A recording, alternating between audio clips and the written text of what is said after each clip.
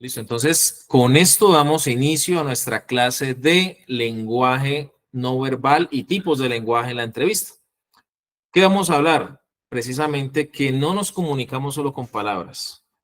En el lenguaje incurren o también participan otros aspectos relevantes que incluso a veces demarcan más nuestro estado, lo que realmente queremos comunicar. Entonces, es supremamente importante. Acabamos de ver un video y vamos a arrancar con la presentación porque yo lo llamo más como tipos de lenguaje que lenguaje no verbal. Típico del lenguaje no verbal. Los beisbolistas. ¿Sí han visto ustedes en los partidos de béisbol que los entrenadores hacen una serie de señas que son como lenguaje cifrado para poder darle instrucciones a los jugadores? Sí, señor. Bueno, entonces esto hace parte del tipo de lenguaje no verbal en este caso. Y aquí viene una frase bien interesante. Y yo voy a pedir que de pronto alguna de las compañeras nos participe y nos diga qué le parece esta frase. Dice, no importa cuánto desconfiemos del hombre. Con el hombre no nos referimos solo al sexo masculino, ¿no? Del hombre en general. Siempre creemos que nos habla a nosotros con más sinceridad que a otros. ¿Qué podemos entender por esto, Cristina, de pronto? Doctora Cristina. Pregúntele a mi esposa si verá lo que le responde. Las mujeres tenemos una concepción diferente de esta frase que los hombres. Sí, precisamente por eso les pregunto, a ver, ¿qué piensan ustedes? Profe, bueno, pensaría que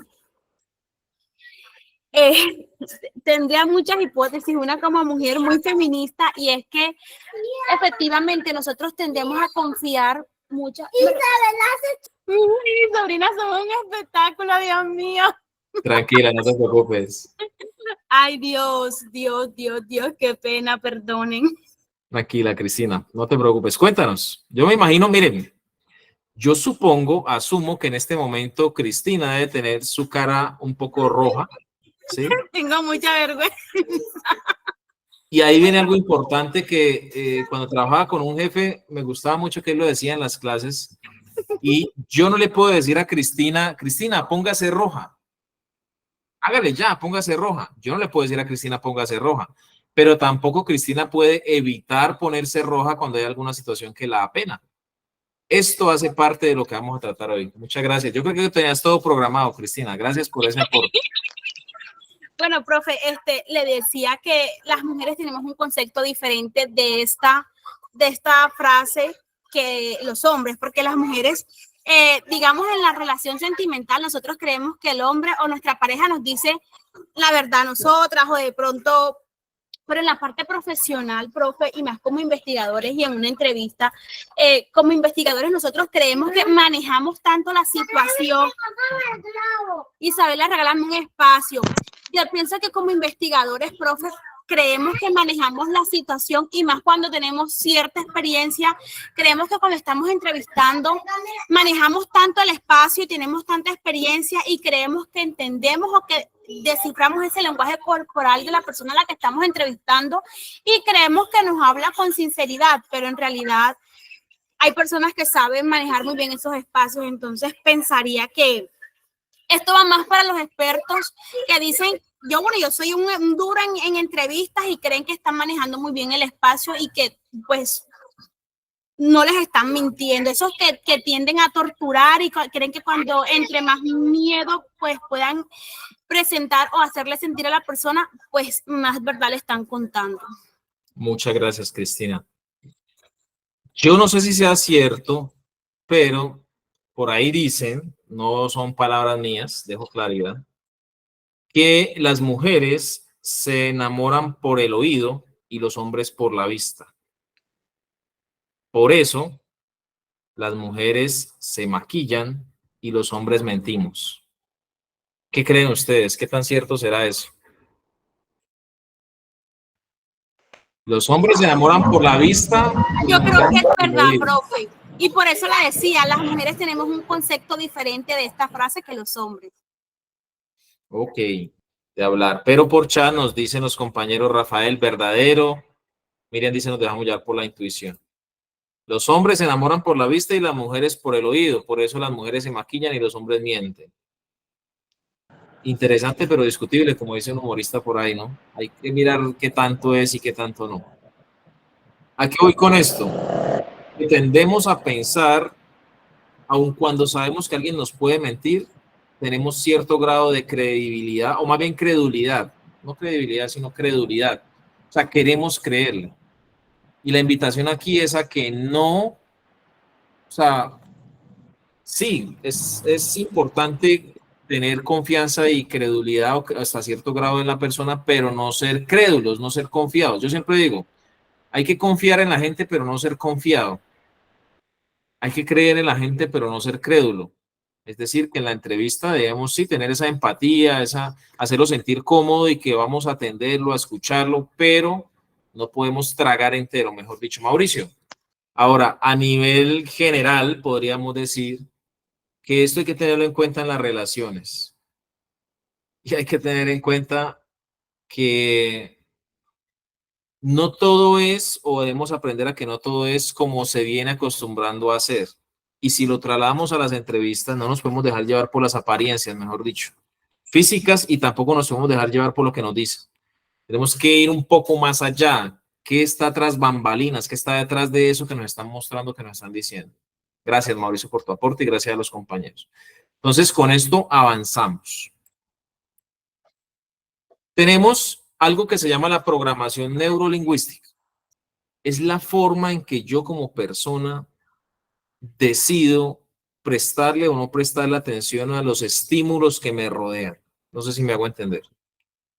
Constantemente estamos bombardeados por una infinidad de estímulos. Esos estímulos entran a nuestro cerebro, pero digámoslo así que nuestros sentidos son un filtro que con base en nuestras preferencias, básicamente, decide qué va más adentro y qué se queda ahí en la puerta.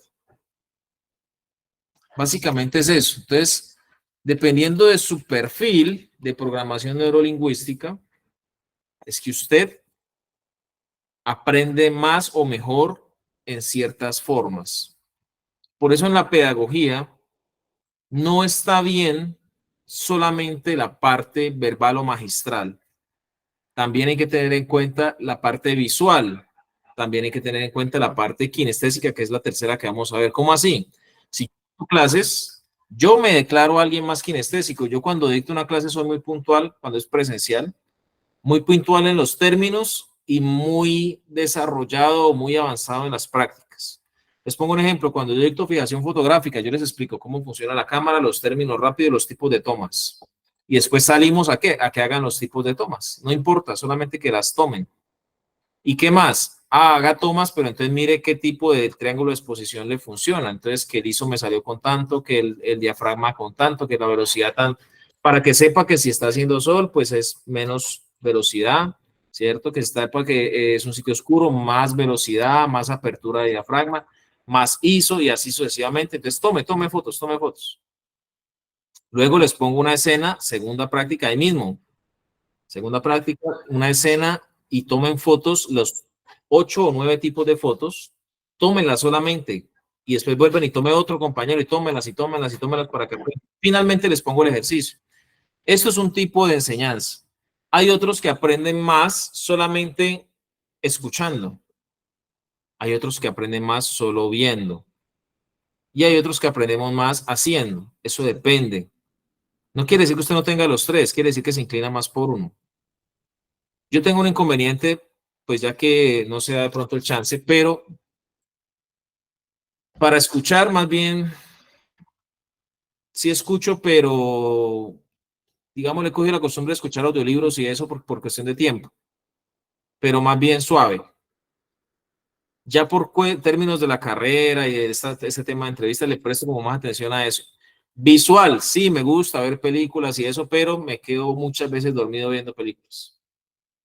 pero yo le puedo pasar toda la noche haciendo un trabajo, no me refiero a escritorio, porque también me da sueño, sino un trabajo en la calle, alguna actividad, etcétera, etcétera. Entonces es diferente. Identifíquense ustedes, si ustedes son más de leer libros, son más de escuchar música, son más de las cosas paso a paso, y ustedes van a ser de pronto más auditivos. Identifíquense si ustedes son más de vestir muy prolijos, o sea, muy bien organizaditos. Si ustedes son más de caminar rápido, si ustedes son más de ver películas, si ustedes son más de ver videos y cosas así, porque ustedes van a tener una connotación mayormente visual.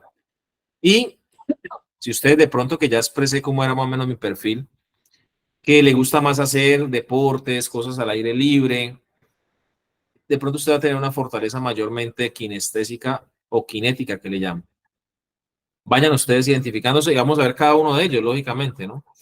Cada uno de ellos. El visual. Joan, cuéntanos. Buenas noches, profe. Profe, aparte del tema, ¿qué tan cierto es que cuando me han dicho que cuando miras hacia la derecha estás diciendo verdad, cuando miro a la izquierda están diciendo mentira? ¿Qué tan cierto Lenguaje es eso? oculésico.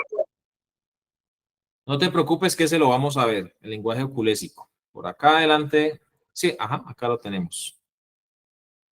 El lenguaje oculésico. ¿Qué es el lenguaje oculésico? Es la forma en que movemos los ojos, pero eso es solamente un detalle, digámoslo así, del lenguaje no verbal o corporal, sino que vamos a ir desgranándolo poco a poco. Claro, tenemos tres niveles, superior, medio, inferior. Superior es imágenes, medio sonidos, inferior sensorial. Entonces, si uno mira a la derecha, uno es como más creando, a la izquierda es recordando en cada uno de los niveles. Y en el sensorial es más como un diálogo interno. Eso lo vamos a explicar, no te preocupes. ¿Bien? Listo, profe. Los visuales, mucha energía, son inquietos, quieren estar aquí y allá, les gusta más de ver películas, son de imágenes. A esto lo llamamos la memoria icónica. ¿Qué es la memoria icónica? La memoria de imágenes. Esto lo exploramos en el lenguaje de la entrevista. Cuando yo digo que voy a explorar la memoria icónica, estoy profundizando en el tema de imágenes. Y aquí es donde viene y le puedo mostrar fotos. Le puedo poner a que haga un dibujo, ¿sí? A que haga un croquis o un mapa del sitio, porque con esto yo desarrollo y estimulo la memoria icónica de la persona si logro identificar que su perfil es mayormente visual. Vienen, que recuerdan lo que vieron. No, y esa señora estaba, por ejemplo, estaba más mal vestida. No, y mire, ese señor, yo me acuerdo mucho, sí, me acuerdo mucho porque tenía unas ojeras impresionantes. O sea, son personas que le prestan atención a esos detalles. Son personas que se acuerdan muy fácilmente de lunares, cicatrices, etcétera, etcétera, etcétera. Cómo caminaba la persona, ese tipo de cosas. Entonces, ¿qué hacemos nosotros ahí? Pues profundizamos en esos aspectos icónicos que tiene la persona. Son muy ordenados, bien vestidos, bien organizaditos porque les gusta verse bien. Así como les interesa la parte visual, también les gusta proyectarse visualmente bien. Nos dice Roger, tuve una experiencia en mis estudios de criminalística, tuve un examen de psicología criminal, lo gané porque el tema del examen lo gané escuchando en YouTube. Ah, bueno, entonces la parte ecoica se llama eso, que para allá vamos. Parte ecoica tenemos. ¿Preguntas ahí por la parte visual? Profe, esto sería de pronto relativo a las personas que tienen imágenes fotográficas, fotográfico, ¿no? Que retiene una imagen Más de lo que y vieron. no, que por ejemplo ve una persona y al cabo de tiempo está barbada o sin cabello, rápidamente lo recuerda. Bueno, aquí entran unos factores y es que casi en esta parte el ser humano está equipado para reconocimiento de sus pares. Y no solamente así tú seas bueno, mayormente visual, pero tengas de los demás, tú de lejos ves a alguien de espalda caminando y tú dices, ah, ya va Pedro. ¿Y por qué lo reconoces? No sé, el caminado o el porte, o sea, tú ya tienes como un identificador Es correcto, sí, de señor. personas en ese aspecto. Lo tenemos. ¿Por qué? Porque desde los primeros meses de la infancia, una de las fases importantes del desarrollo de los bebés es esos reconocimientos de las características de las personas y de los objetos que los rodean, y eso se desarrolla a lo largo de toda la vida, y pues por lo tanto tenemos esa facilidad. Sí va de la mano de lo visual, pero también va de la mano de lo kinestésico y lo auditivo, sobre todo lo kinestésico y lo visual. ¿Por qué? Porque Sí, sí. como yo vea cómo se mueve la persona, va de la mano visual y kinestésico, porque también exploro como esa sensorialidad. Sí, profe, estaba a colación una experiencia que tuve hace muchos años, cuando estaba en la etapa de la adolescencia. Mi hermano hasta ahorita está haciendo el curso de la policía y un tipo más adelante había hurtado el reloj. Y el tipo dijo, no mira hacia atrás, no mire hacia atrás, no mire hacia atrás. Y yo nunca, cuando yo volteé a mirar, ya lo vi de espaldas. Bueno, así pasó. Ya después le conté a mi hermano, nos agarramos a buscarlo y el tipo ya se había cambiado de ropa y por la espalda lo conocí. Y usted está seguro que sí, él es con toda la seguridad que él era. Y ya el tipo confesó que sí, que era el que se agarró el reloj. Y con la Entonces, voz, pues como me imagino que confrontó mucho más. mucho más correcto. Y desde ahí, pues, determiné, pues, que tengo esa facilidad, ¿no? De Sí, poder... muchas personas. Es una combinación de visual kinestésico, sobre todo. Es interesante cómo los seres humanos tenemos esa capacidad, como dice nuestro compañero, de poder reconocer a las personas, pero no solamente es por lo que vemos, como les digo, cómo hablan, de pronto algún gesto que hacen, de pronto el vehículo en el que iban, entonces aquí vamos al componente auditivo, de pronto el sonido que hacía el vehículo en el que iban, de pronto cómo sonaban los aretes o la bisutería o accesorios que tenía cuando caminaba, el corte de cabello, cómo camina, cómo se mueve, cómo expresa, y exploramos las tres áreas, lo visual, lo auditivo y lo kinestésico. Y con eso creamos en nuestra mente un perfil de la persona y podemos después reconocerla. Y ahí viene la explicación de por qué una persona puede reconocer, como dijo nuestro compañero, al agresor o a quien le cometió el delito. No solo lo que vio, es todo lo demás. Las personas auditivas son menos aceleradas que las visuales, son más tranquilas. Visten generalmente más suave, no con tanto color, más bien colores o tonalidades grises. Le prestan atención a estar organizados, pero no tanto como a verse tan bien. Son personas muy buenas en uno de los tres tipos de lenguaje que vamos a ver, que es el paraverbal o prosódico o prosodia. ¿Por qué? Porque el paralenguaje, mejor dicho, porque precisamente en su mente este tema está bien desarrollado. El Stingray se llama. Sting, S-T-I-N-G, Ray. Se escribe. Se hace por avión fantasma o por la parte aérea y también se hace con camionetas donde montan los equipos y es muy bueno. Miren qué cosas de las que yo le agradezco haber estado en grupos de crimen organizado es que conocí, yo creo que casi un 90% de técnicas de investigación especiales. Y eso me dio mucha comprensión de la investigación. Les recomiendo los que puedan ingresar a grupos de investigación de la Fiscalía, de la Policía, váyanse, palanquéense, como dicen, métanse a grupos de crimen organizado. Una experiencia de aprendizaje impresionante. Y si ustedes lo complementan con la academia, mejor dicho, créanme que cierran un círculo bien importante para su profesionalidad. Nelson, cuéntanos.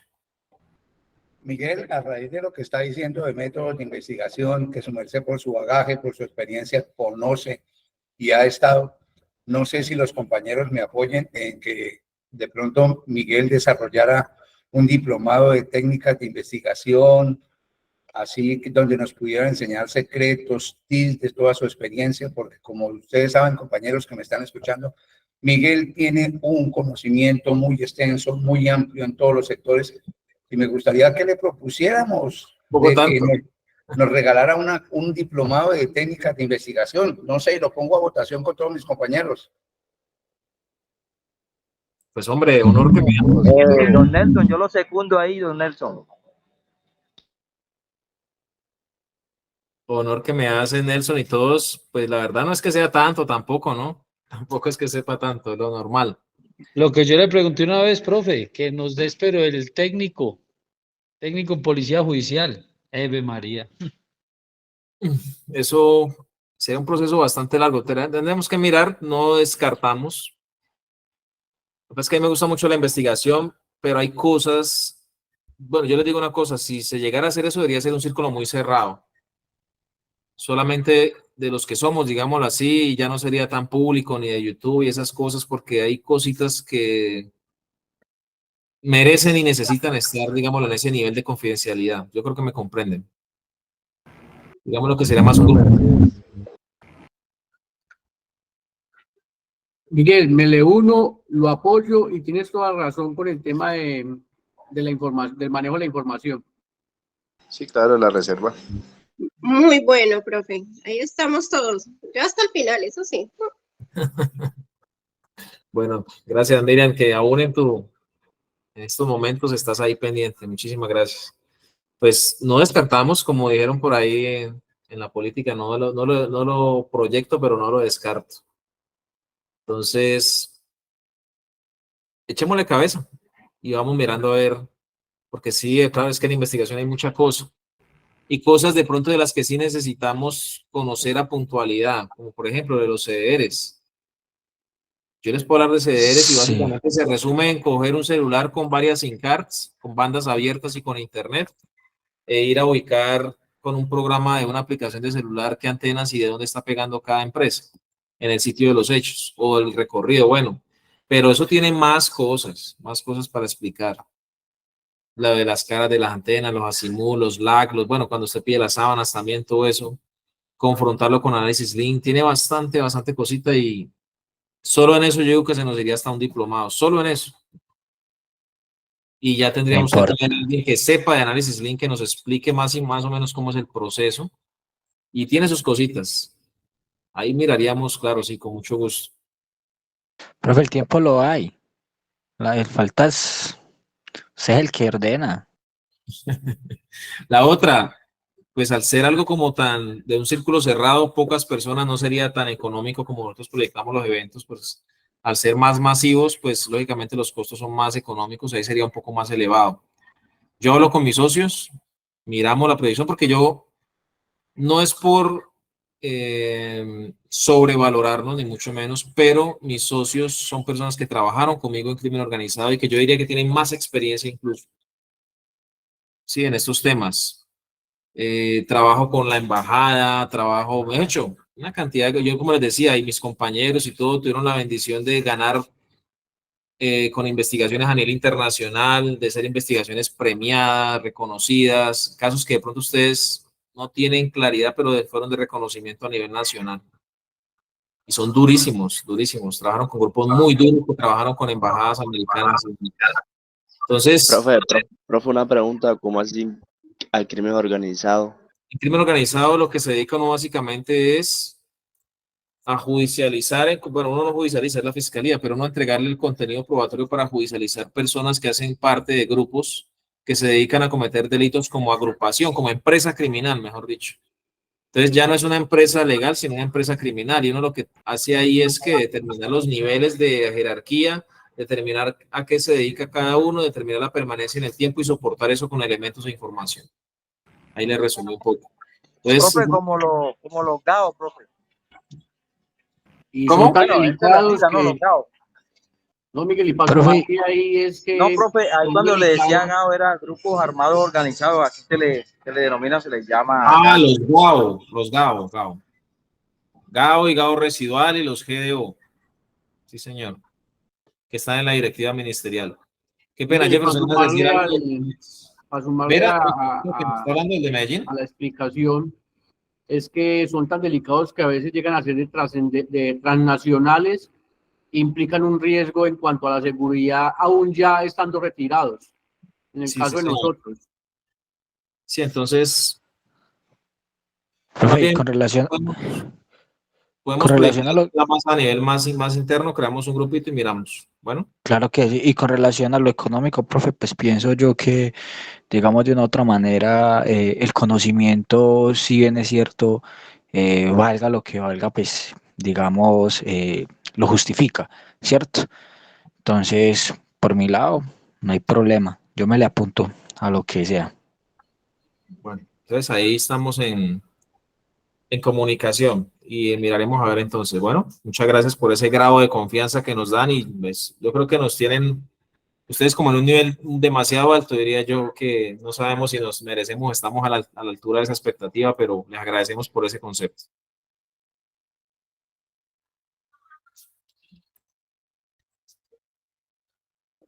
Ahora, para continuar con la clase y avanzar en el tema, tenemos los kinestésicos. ¿Quiénes son los kinestésicos? De abrazar, ¿sí? De estar muy próximos, muy cercanos. Les gusta más la tranquilidad, digámoslo así.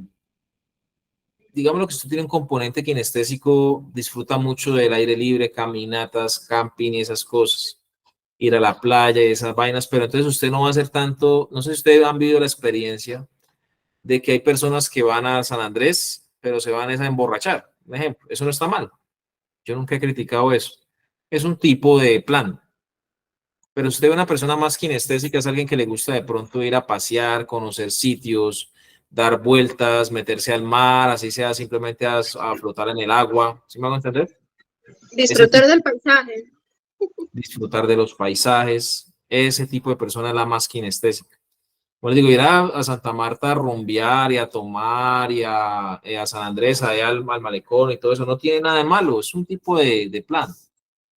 Excelente en algún momento, pero los kinestésicos son más del plan de ir a conocer, de hacer los paquetes turísticos, ese tipo de cosas. Entonces, ahí más o menos me comprenderán. Miran o comprenden por sensaciones. Entonces, ellos evalúan mucho la forma en que se sienten y también cómo se sienten las demás personas.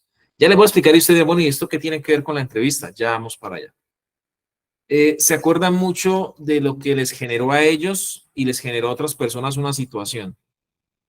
¿Cómo así? Por ejemplo, están discutiendo y ellos digieren mejor la emoción que les genera la discusión que, por ejemplo, un visual. El visual tiende a discutir más, a alegar más. El kinestésico tiende a meditar un poco más la discusión. Ejemplo. Entonces, lo que yo les decía de la comodidad. Somos personas que de pronto no cambiamos comodidad por la parte visual, o sea, por vernos bien. Entonces, de pronto para algunos podemos parecer desaliñados en algún momento porque de pronto no estamos como tan prolijos, tan organizaditos. Pero pues eso no cambia que para nosotros es mejor estar acomodaditos, tranquilos, que estar bien presentados. Aunque hay que comprender que en la entrevista, como decíamos, el investigador tiene que estar bien presentado, ¿sí? Bien organizado. No necesariamente pues de saco y corbata, que yo personalmente lo detesto, pero sí bien organizado. Es importante eso. Y hay que entender los contextos. No es lo mismo bien organizado en la costa que bien organizado en Bogotá. No sé si me hago entender. No es lo mismo bien organizado para una cena o para una rumba que para un matrimonio. No sé si me hago entender. ¿Por qué les digo esto? Porque no es lo mismo estar bien organizado para una entrevista con un señor de una tienda que nos viene a hablar de un caso, como para ir a tomar una entrevista a un diputado, por ejemplo. Me imagino que hay niveles, ¿no? No sé si me hago entender o de pronto hay alguna duda al respecto. No es que uno sea más importante que otro. Lo que pasa es que desde el principio, o sea, no quiero que me malentiendan o hacerme entender mal. No es que, como es el vendedor de tienda, pues vale huevo, perdón la expresión, como me vean. Entonces voy a andar relajado, sin problema. No. No es que porque es el diputado, el magistrado, el presidente, entonces, ahí tengo que rendirle pleitesía y entonces me tengo que vestir de súper elegante. No, tampoco. Es que acuérdense que la entrevista se trata de estar más o menos al nivel de la persona, no nivel económico, o sea, no quiero hacerme entender mal, como les digo, no nivel de humillación, pues como es que este señor es de estrato bajo, entonces tenemos que vestirnos de estrato bajo, no, sino como al nivel cultural, al nivel social, al nivel económico, al nivel familiar, al nivel de todo lo que lo rodea. Y en ese sentido, pues si yo me voy de saco y corbata, con todos los juguetes a tomar la entrevista a un habitante de calle, por ejemplo, pues incluso el mismo habitante de calle, ¿qué va a pensar o qué va a decir? ¿Será que se va a sentir bien en confianza o de pronto eso va a ser incluso una barrera? Claro, obviamente va a sentirse un poco como sorprendido, como que Bueno, y este hombre me está tomando del pelo, ¿o qué? es... Ahora, si yo me voy en jean de colorado con rotos y camiseta por fuera y zapatillas, estilo cantante de reggaetón, a entrevistar, por ejemplo, no sé, a María Fernanda Cabal, a esta Pizarro en el Congreso, ¿qué van a decir? No lo dejan entrar. Empezando que ni lo dejan entrar.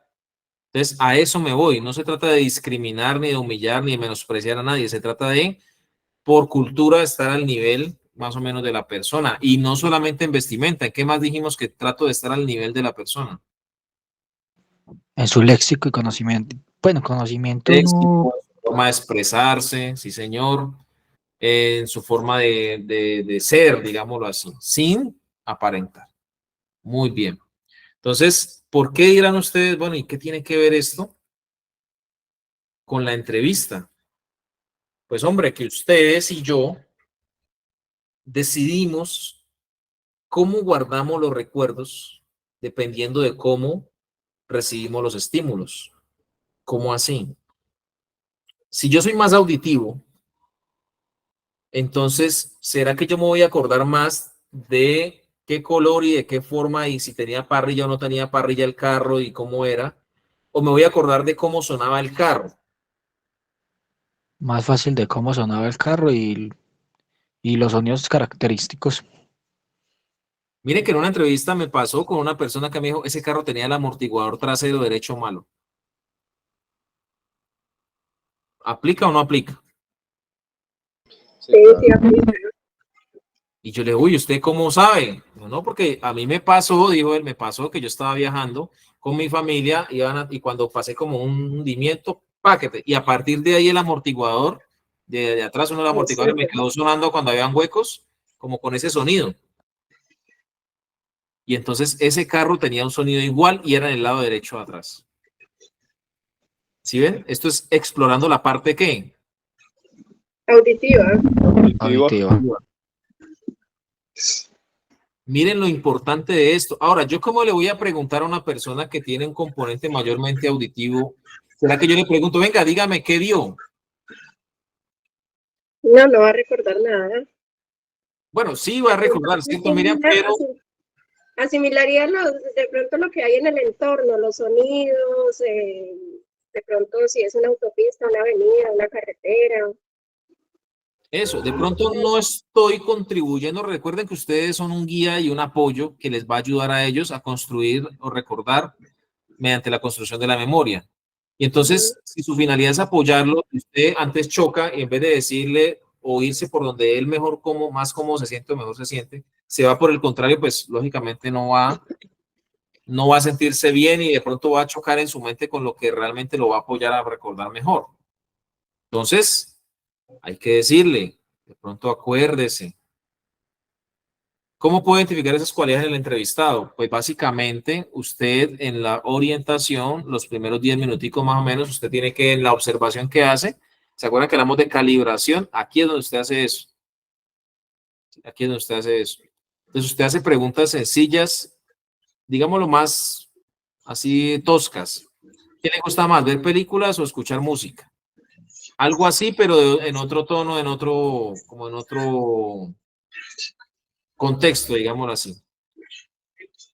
¿Que había mucho trancón? De pronto le pregunta a usted, ¿había mucho trancón para venir acá a la oficina? Eso es algo muy común, sobre todo en ciudades grandes. Sí, mire que no, había un trancón impresionante. Y me imagino la pitadera de los carros y el afán y todo.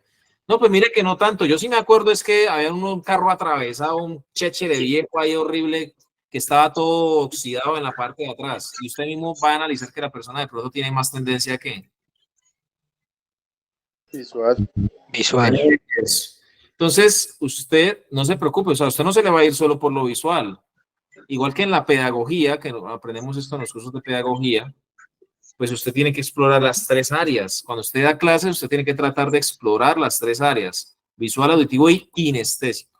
Entonces, cuando usted habla con la persona, el momento de cierre de la orientación, que eso lo vamos a ver en las etapas, es decirle, señorita Miriam, la invito a que usted se traslade mental y emocionalmente al momento de los hechos y un poco antes, si es posible, y que trate de recordar, la invito a que se vaya allá y que trate de acordarse de todo lo que vio, lo que escuchó, lo que sintió, lo que vio que de pronto sintieron otras personas, sonidos, imágenes, colores, cómo se vestían las personas, cómo hablaban, de pronto si eran de aquí, si eran de allá, el tono de la voz, si pasaba un carro, una moto o no, si se escucharon disparos, cuántos, cómo, si era o no era de pronto un arma grande, pequeña.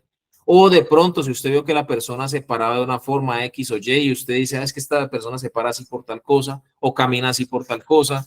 Entonces, de todos esos detalles le invito a que trate de traer a su mente esos recuerdos. Mientras que yo le voy diciendo eso, ¿qué pasa en la cabeza de muchos? Hay una recordación visual, empiezan a existir imágenes de pronto del momento que uno no analiza, pero va haciendo una reconstrucción más o menos de lo que pasa. Va trayendo de manera fotográfica.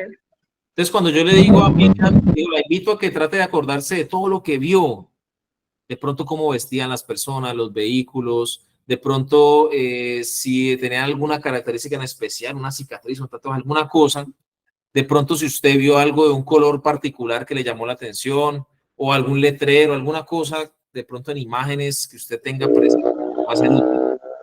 Entonces, ¿qué empieza a hacer la persona cuando yo le digo esto? Inconscientemente, su cerebro empieza a hacer sinapsis, se llama eso, a hacer conexión entre neuronas para ir a traer ese tipo de cosas. Y vuelvo y le exploro lo auditivo y le exploro lo kinestésico. Entonces, ¿qué vamos a hacer? Complementar. Ya hubo el proceso. Esta parte de la programación neurolingüística es un componente del proceso de ¿qué? De adquisición y codificación del recuerdo. Adquisición y codificación. ¿Qué hago yo cuando le hablo de la manera que le estoy expresando? Estoy haciendo el proceso de ¿qué? De recuperación del recuerdo, pero para recuperar tengo que ir allá de la forma en que se guardó el recuerdo y por lo tanto trato de explorar estos tres componentes. ¿Listo? ¿Alguien levantó la mano? Creo que fue Oscar. Sí, profe, con respecto a lo que habla de ubicar a esta persona, lo que usted dice de que por favor recuerde sonidos, imágenes, ya estoy preparando a esa persona para que empiece a iniciar esa conexión con el recuerdo, ¿cierto? Y traslade toda esa información y ya en el momento de que inicie la entrevista, pues va, sí, también recuerdo que en ese momento pasó el camión de la leche, que es que ese tiene un ruido muy estrombático. Y ahí pasó no sé qué, entonces ya como que la ubicamos en el lugar. Exacto. Miren, estos anclajes son bien interesantes porque a partir de ese anclaje, por eso se llama ancla, porque ahí es donde se agarra la memoria para poder traer otra serie de cosas. Exacto, para poder recuperar. Muy bien, muy importante. Usted dirá, bueno, ¿y este man porque es como al punto, al detalle? Porque pues esta es la finalidad de esto, que profundicemos y ahondemos. Por eso es un diplomado, no es un seminario. Profundicemos y ahondemos precisamente en cada aspecto importante a tener en cuenta para sacar la mayor cantidad de información y la mejor calidad de información al momento de tomar una entrevista. Puede parecer extremo, pero pues desde mi punto de vista es necesario que yo sepa que si alguien graba la información de una manera, pues yo saber cómo estimular la forma en que la grabó para poder volver y traerla, ¿sí o no? Nos dice, Cristina, ¿te quedó claro entonces de cómo identificar de pronto esas cualidades en el entrevistado? ¿Sí te quedó claro de pronto? Sí, profe, sí me quedó claro, gracias. Bueno, y nos dice Roger, ¿se podría aplicar las tres en la habilidad de la técnica de retrato hablado en la que soy habilidoso? Claro, Roger, efectivamente, porque decíamos, el retrato hablado, al igual que la entrevista, no se va solamente a lo visual. Erramos al pensar que cuando hacemos un retrato hablado es solamente una imagen. No. En el retrato hablado la persona nos transmite emociones y nos transmite también de pronto lo que escuchó, lo que sintió. Y desde ahí es importante importante explorar las 3 etapas para hacer un buen retrato hablado. Porque de pronto yo hablaba con un compañero que es experto en retrato hablado, hoy en día es tatuador, se retiró de las fuerzas, es tatuador y le va muy bien, pero el man es un duro. Y si ustedes se dan cuenta, muchas veces hay un tatuajes de tatuajes, hay retratos hablados de retratos hablados. Y a veces la profundidad que da el retratista o el tatuador en lo que hace, la hace que cobre como vida, ¿sí o no? Lo que están haciendo, en este caso sea el retrato hablado o sea el tatuaje. Y asimismo, este muchacho, por ejemplo, es un duro, es experto en realismo, por ejemplo. O sea, traer como imágenes casi vivas. Entonces, él es experto y en retrato hablado a veces y hace algunas actividades de retrato hablado y es excelente, espectacular. Porque precisamente toma muy bien las entrevistas y transmite eso completo a lo que está plasmando. Entonces, sí, señor Roger, muchas gracias. Oscar, ¿ibas a decir algo? No, jefe, así como usted está manifestando de que traslada a la persona al reencuentro de la información y pues si le damos unas bases, pues obviamente esa persona ya se ubica, que es lo que realmente queremos que nos aporte. Claro, el cerebro no almacena como un computador, como esto, que usted coge y lo mete en una carpeta y usted después sabe dónde lo va a buscar. No. Para hacer un recuerdo, el cerebro tiene que irse, el cerebro explora, por eso la parte oculésica.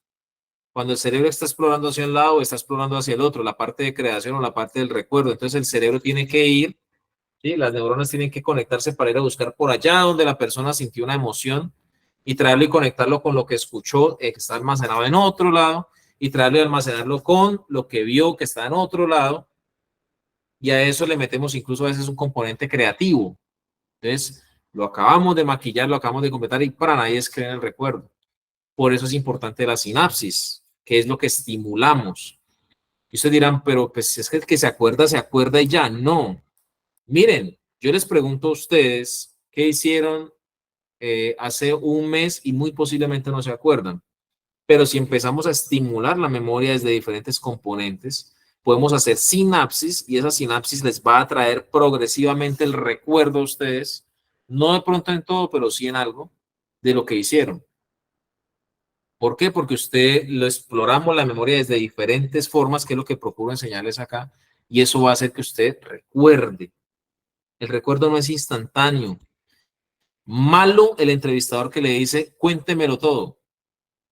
Malo. ¿Por qué? Porque pues si yo lo cojo a usted así, cuéntemelo todo, usted empieza, no, pues, entonces su cerebro no hace como una especie de modo avión, digámoslo así en el momento, y se bloquea y cuenta como así lo superficial. Pero si usted invita a la persona a que explore estas áreas y a que cuente los detalles en lo más que pueda, ya la persona empieza a preparar su cerebro para eso. Y usted le va dando el tiempo para que complete y complemente. Y a medida que le va contando, se va a ir acordando de más cosas. Por eso usted debe hacer preguntas de ratificación a lo largo de la entrevista. ¿Cómo así? Si usted preguntó sobre algo y usted considera que faltó por profundizar, ratifique esa pregunta, ratifique el tema desde otro punto de vista, en orden ascendente, descendente, para adelante, para atrás, en desorden. Bueno, ya miraremos unas técnicas sobre eso. Póngalo a hacer un dibujo, miremos, bueno, varias técnicas, el efecto llaves que les digo yo, y así la persona se va a acordar más todavía. Eso lo vamos a ver en el momento de las técnicas precisamente de esto. ¿Ok? Oscar, ¿ibas a decir algo? Sí, Oscar. Sí, profe, con respecto a que usted decía que si nos preguntaba qué hicimos hace un mes, ya pues obviamente es algo generalizado, pero si decimos ¿qué hizo hace un mes para el Día de la Madre? Entonces ya hay un enfoque, sí, ya hay un punto de vista orientativo, ¿cierto? Ah, sí, claro, ese día hicimos tal cosa, entonces ya dimos como la base para que empiecen a hablar información. Claro, nos agarramos de lo acostumbrado para buscar lo novedoso. ¿Cómo así? La persona tiene una rutina. Lo que tenemos que buscar mediante la entrevista es qué situación rompió esa rutina. Usted tiene una rutina, se levanta, entonces usted empieza explorando eso. Cuénteme qué hizo ese día. No, pues yo llegué al sitio. No, tranquilo, cuénteme antes. Trate de trasladarse a cuando usted colocó los pies sobre el suelo al momento de levantarse y qué hizo después. Ah, no, pues yo fui al baño. Ah, y después de eso, ¿qué acostumbra usted a hacer? Y ese día de pronto comió algo diferente que se acuerde o algo especial, alguna cosa. ¿Qué desayunó? Ay, después de eso no fui a dejar a mi hijo al colegio. ¿Y dónde estudia su hijo? Y la ruta que toma su hijo para estudiar, para llevarlo a su hijo al colegio, ese día de pronto cambió por algo, un trancón, algún daño en la vía, un accidente. No, no, no, listo, sigamos. Y le sigue explorando la memoria. Y cuando usted llega al punto del hecho, su mente va a ir haciendo una telaraña que va trayendo y va trayendo y va trayendo, y de pronto eso le va a ayudar mucho más a recordar. Y en este transcurso vaya explorando lo que les digo, lo auditivo, lo visual y lo kinestésico. No es que un señor se me atravesó, y cuénteme usted qué hizo, cómo se sintió, imagino que se enojó o qué. Entonces, ese tipo de cosas. Como digo, esto es un arte, la entrevista. Aprender esto no es tan sencillo, digámoslo así, pero es factible, es posible. ¿Listo? Seguimos. ¿Alguna pregunta hasta ahí?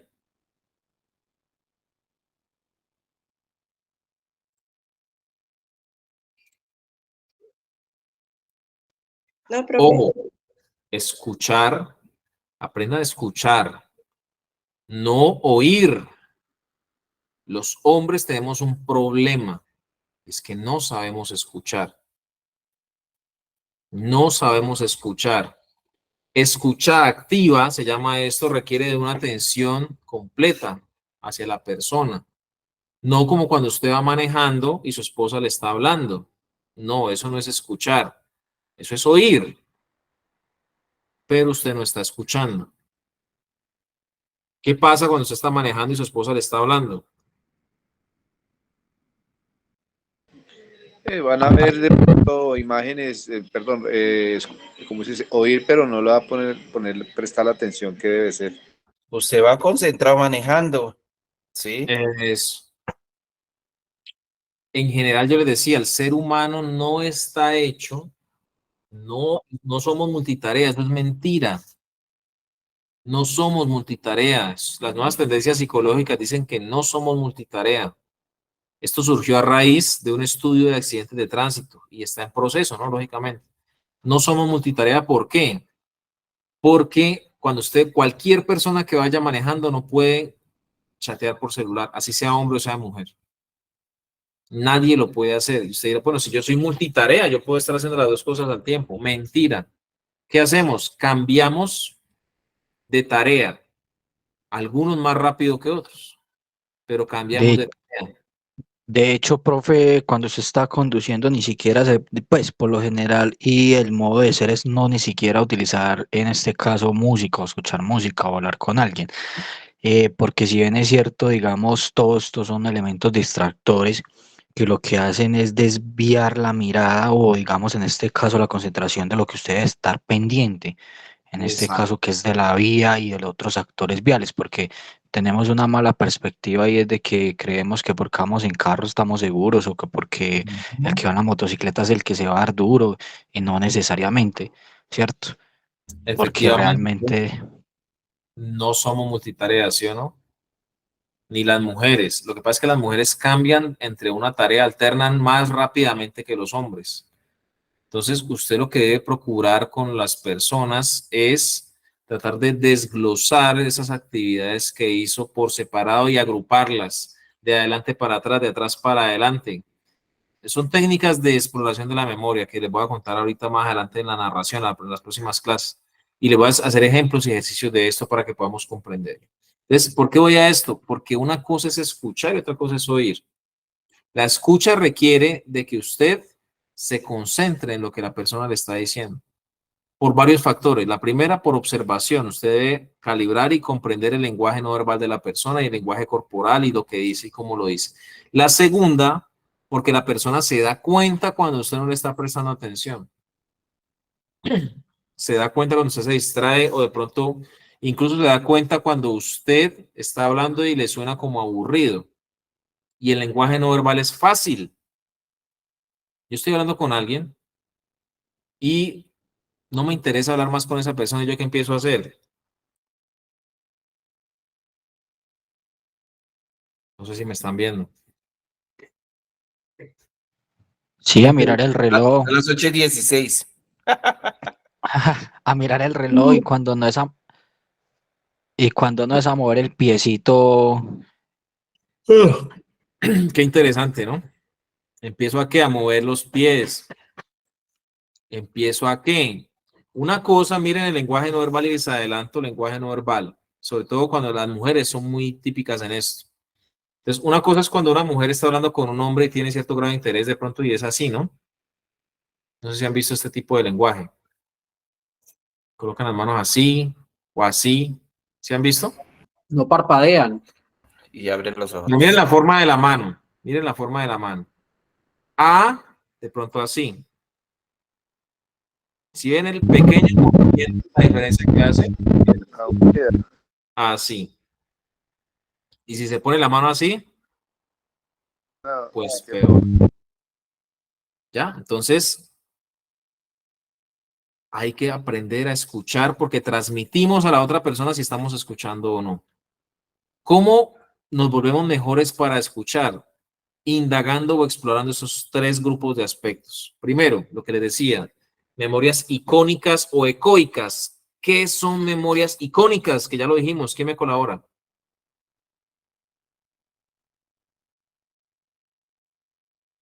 Dice Fernando, contestar con monosílabos. Ajá. Sí, claro. Esto es cuando no queremos prestar atención a la persona. Tienes toda la razón, Fernando. ¿Qué son memorias icónicas? Antonio, de pronto nos colabora. Nuestro compañero Vera es el que está hablando de Medellín, ¿cierto?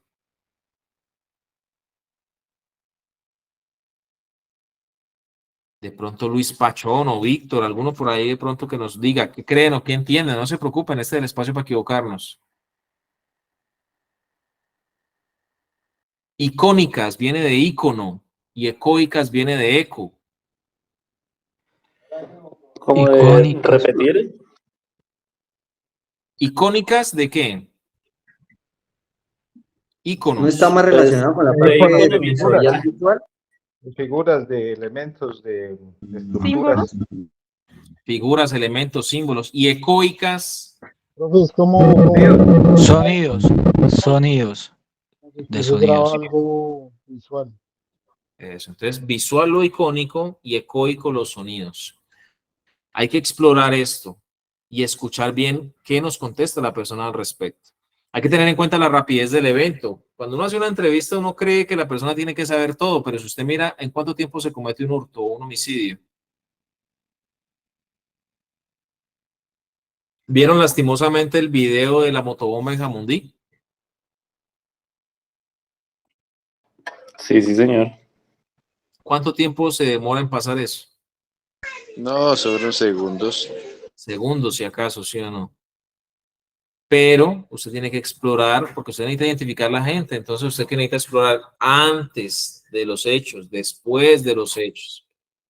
Es irse, como le digo, a esa rutina diaria para mirar qué situaciones fueron particulares o diferentes en esa rutina y desde ahí empezar a traer recuerdos y hacer esa recuperación.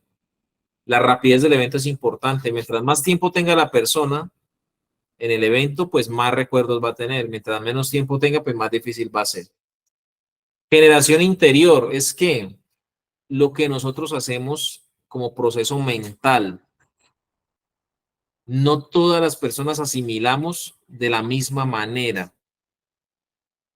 De pronto, usted se acuerda, su esposa se acuerda de los muebles de la casa por lo lindos que son, ¿sí o no?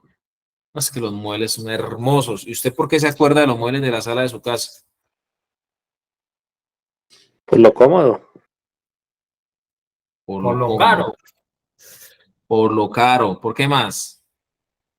Cuando ella le da por cambiar la sala, ¿a quién le toca voltear los muebles? A uno le toca dormir ahí. Y si son de esos grandotes que pucha que están de moda, que son, mejor dicho, Poltronas. pues usted se va a acordar de pronto de los muebles por lo pesados que son, por lo estorbosos que son, por lo caros que son, y su esposa se va a acordar de los muebles, ¿por qué? Por lo bonitos que son, o de pronto se va a acordar porque ahí caben tantas personas. Cada quien guarda, almacena y entiende de manera diferente. Yo no puedo pedir que usted aprenda las cosas de la misma manera que yo o las recuerde de la misma manera que yo, porque para usted puede ser un proceso totalmente aparte. Y su generación interior va a influir en eso. Su generación interior, es decir, lo que en usted influye para esa representación de lo que lo estimuló, el estímulo que recibió. Entonces, los estímulos funcionales, ¿qué son? Es la forma en que suceden las cosas y las personas cómo lo realizan. Cómo alguien hace algo.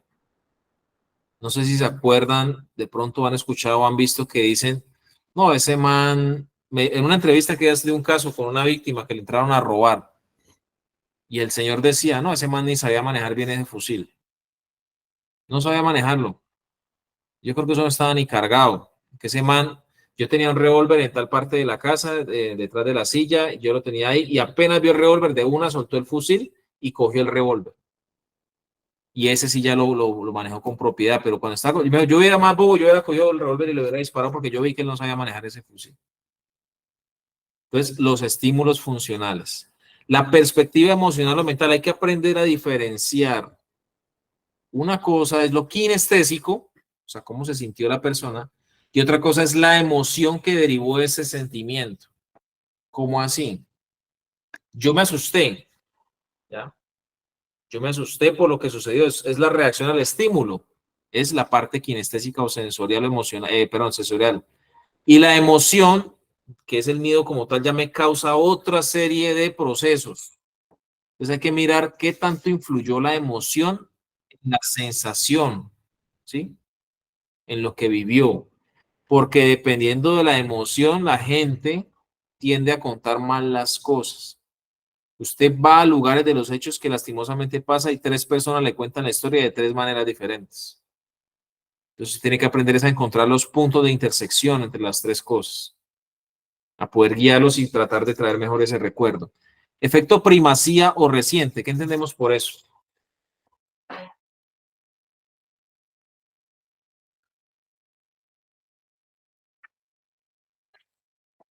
Digamos, no es la manera de cómo, digamos, de primera mano el factor sorpresa, como agarra la situación.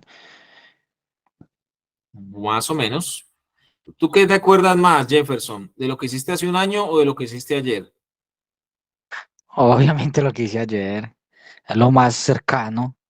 Eso, entonces, efecto primacía o reciente. ¿Qué es el efecto primacía? Lo más importante, y reciente lo más que pasó, lo más cercano a hoy, mejor dicho, que sucedió. Eso es efecto primacía o reciente. Entonces, efecto primacía. ¿De qué se acuerda usted más? ¿De lo que hizo en su trabajo hace 6 meses o del nacimiento de su hijo? Del nacimiento de mi hijo, porque fue lo que me generó, digamos, digamos, como esa emoción, y fue lo que se generó para mí una relevancia demasiado grande. Eso. ¿De qué se acuerda usted más? ¿De un informe que tuvo que rendir en su oficina incluso hace 8 días? ¿O se acuerda más de su graduación de la universidad o de la graduación de su hijo? ¿O de pronto cuando hizo un paseo muy chévere con su familia? Profe, siempre nos va... Hágale, Oscar, tranquilo. Compañero. Sí, claro, en este caso pues sería la universidad y el paseo porque pues de ahí surgieron bastantes emociones de alegría, de felicidad, de progreso. Pues, obviamente esto marca mucho la persona como tal. Eso. Entonces el efecto primacía es que yo clasifico las cosas por nivel de importancia, básicamente. Y pues lógicamente, ¿qué voy a recordar más? Pues lo que es más importante para mí. ¿Qué es el efecto reciente? Sí, Miriam, cuéntanos. No, profe, que esos recuerdos son los que más marcan, porque son muy emotivos, emocionales, marcan una trayectoria dentro de las etapas de la vida. Por ejemplo, el nacimiento del niño, la graduación, el comprar el primer carro, la casa. Eso. Ahora, si es víctima de hurto, si de pronto le sucedió alguna situación adversa, un accidente o algo, eso también va a tener una especie de efecto primacía. Y hay que aprovechar eso porque eso va a permitir o facilitar la obtención del recuerdo.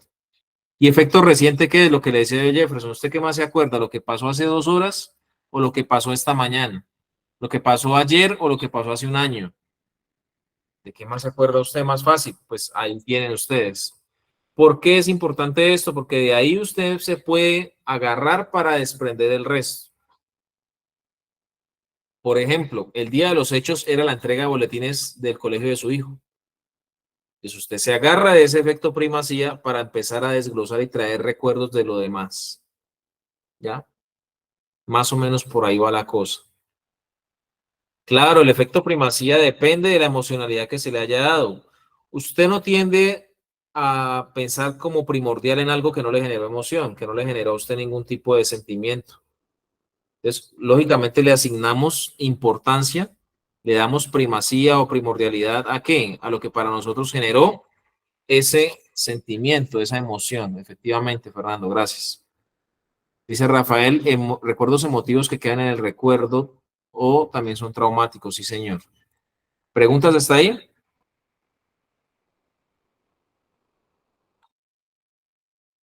¿Alguno? ¿Alguna situación o aporte? No, todo clarito. La interferencia preactiva, ¿qué es? Es cuando nosotros estamos haciendo algo, digámoslo así, que cortó lo que les decía a ustedes, esa rutina, que cortó con esa normalidad, que afectó esos procesos que mi mente ya tiene automatizados de realizar. ¿Qué cambios hubo? ¿Qué modificó? Comprensible versus incomprensible. Tendemos a detallar mejor lo que comprendemos. Las cosas que no comprendemos para nosotros son difusas y por lo tanto es difícil poder explicarlas. Si usted le pregunta a una persona que le apuntaron con un arma y nunca ha manejado armas ni sabe de ellas, pues para él un revólver va a ser lo mismo que una pistola, ¿sí o no? Sí, efectivamente lo generaliza que es un arma.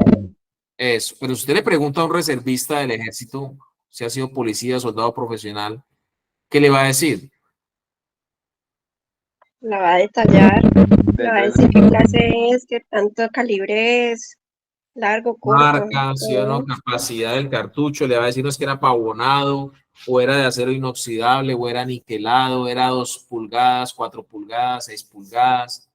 No, era un fusil AK-47 Kalashnikov porque el culatín era de tal forma, o era un M4 porque el M4 tiene estas características, o era un Troy porque trae el Picatinny arriba y trae el M203 y es modificado para que quede así. Bueno, le va a hablar de características puntuales y esenciales, de funcionamiento incluso. Entonces, comprensible versus incomprensible. Tendemos a explicar y a recordar mejor lo que entendemos. Lo que no entendemos, pues por lo mismo no le damos tanta importancia y por lo tanto no lo recordamos igual que lo que sí entendemos. Organización versus desorganización. Hay que aprender a identificar la persona con la que estamos hablando, qué rango de secuencia tienen los recuerdos.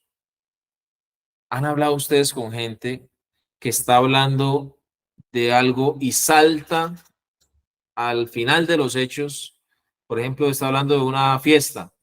Está contando de la comida cuando pum se va a que ya había un borracho en la salida y pum se regresa a que no, mira que el baile de los novios tal cosa. Entonces, hay gente con cerebros más desorganizados que otros. No sé si me hago entender. Cuéntame, Oscar. Sí, profesor, pasa a veces que le da uno la apertura a esa persona y entonces empieza a hacer una serie de alteraciones y ahí es donde hay que intervenir para enrutarlo, decirle, mire, eso me lo cuenta, pero cuando lleguemos a ese punto.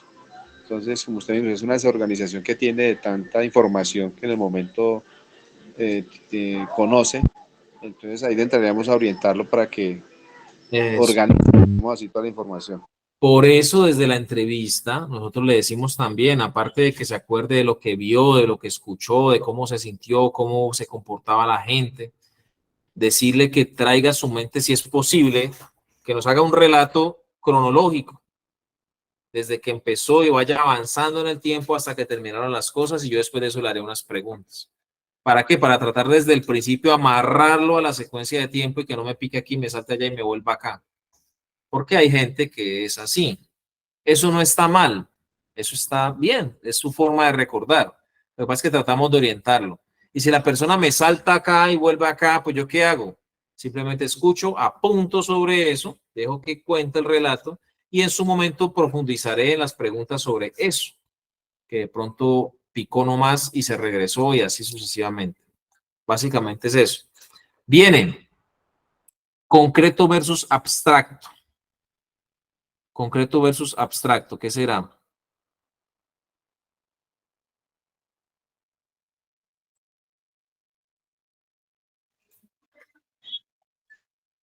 Concreto es cuando la persona a ciencia cierta me dice lo que sabe, lo que vio, lo que escuchó. Hay gente que de pronto no distingue entre la pólvora y un disparo de arma de fuego. No sé si me hago entender con este ejemplo.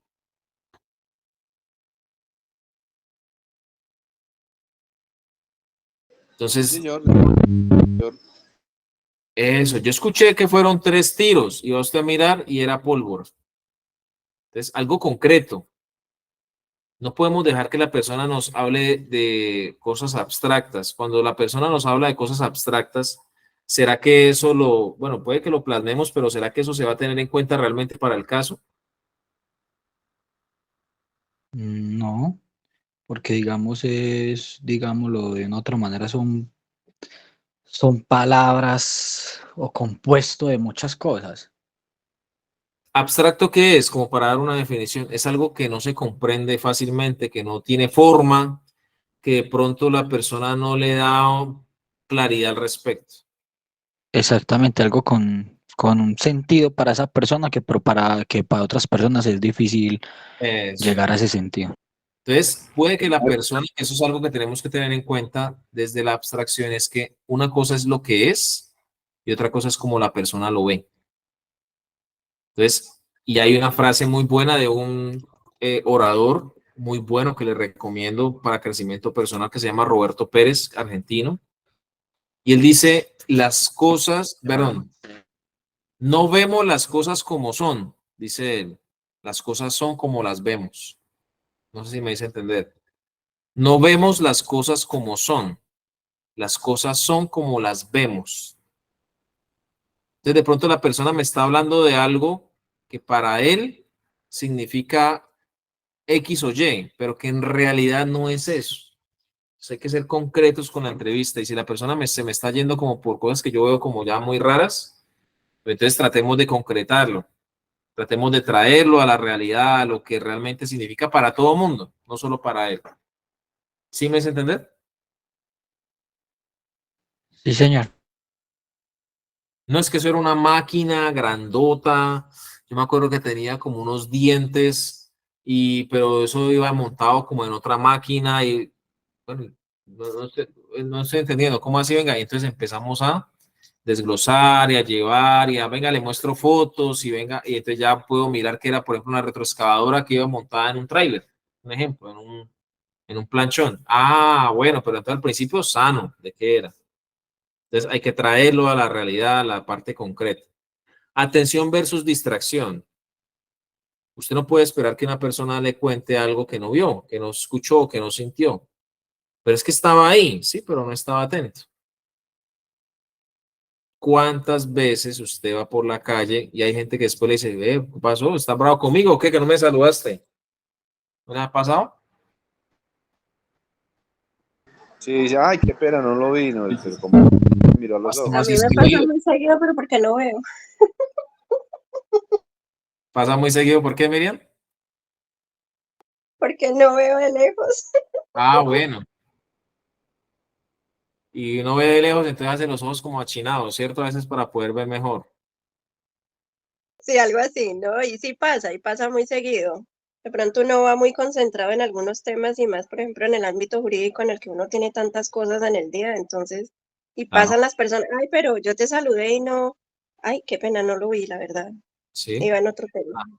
Entonces, puede que, por eso dicen, de cuerpo presente, pero Mente ausente. básicamente eso describe este aspecto. Repetición versus un solo evento o con intervalo. ¿Cómo así? ¿Repetición qué es? El mismo recuerdo, ¿no? ¿Han ustedes visto casos de niñas que son accedidas por sus padrastros, sus padres, sus tíos, sus primos, y esto se convierte en algo regular? Sí, reiterativo. Eso. Ah, fue una sola vez. O fue hoy, pero fue otra vez en 2 años, ¿sí? Y después a los 6 meses. Entonces, repetición versus un solo evento versus intervalos.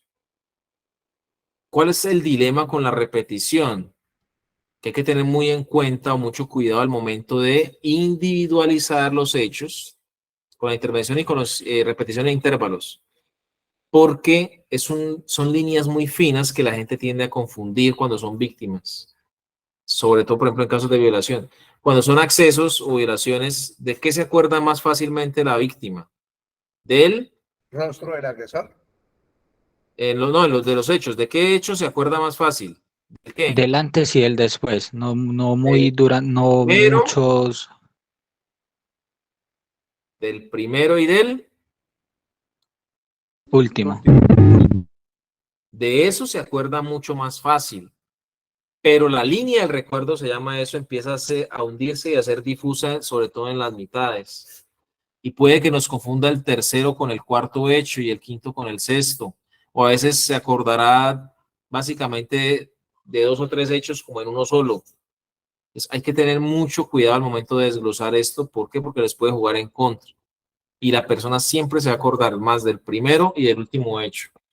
Si es un solo hecho, pues lógicamente hay que encargarse solamente de ese, pero con los de repetición e intervalos hay que ser muy cuidadosos en la descripción de eventos. En la descripción de eventos hay que ser muy cuidadosos. Y viene la persona emocional versus la persona neutral. Yo les recomendaba el libro de Daniel Goleman que se llama Inteligencia Emocional, creo, si no estoy mal. Este libro de Inteligencia Emocional nos explica cómo gestionar mejor las emociones. Nos explica que somos seres que lastimosamente hemos sido educados en matemáticas, en inglés, pero no hemos sido educados en cómo manejar nuestras emociones, y las emociones nos juegan en contra todo el tiempo. Entonces, les recomiendo ese libro. Cuando la persona es emocional, es presa de sus emociones, y aquí hay un problema, que esa emoción puede magnificar los hechos y las cosas, como puede bloquear a la persona. Ya vamos más o menos para allá en ese tema. No sé si hay alguna pregunta. ¿Qué es neutral? Una persona, pues que sí, normalmente es afectado, recibe el estímulo, pero lo procesa. La persona emocional es la que se deja secuestrar emocionalmente. Se deja secuestrar por su amígdala y en consecuencia reacciona, no responde, reacciona. Y por lo tanto bloquea otros procesos, ¿sí? Bloquea otros aspectos y su recuerdo no es completo, no es, sino que, no sé si han visto que hay señoras, sobre todo pasa mucho en las mujeres que son más viscerales y más emocionales, que la robaron, tuvieron el ladrón al frente y no se acuerdan de él. ¿Por qué? Sí, claro.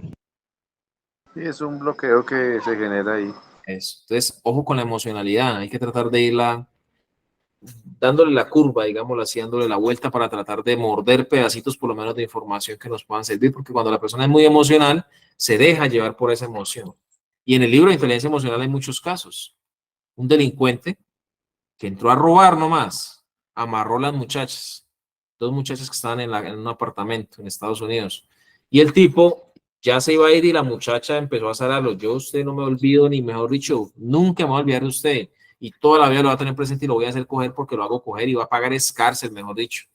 Entonces el tipo se empezó a sugestionar mentalmente y tuvo un secuestro emocional. Es decir, sufrió, su emoción fue tanto, se asustó tanto, que esa emoción lo obligó, digámoslo así, ese secuestro emocional. El secuestro emocional es que nosotros tenemos una vaina que llama la amígdala en el cerebro, ¿no? No las amígdalas de acá, sino la del cerebro.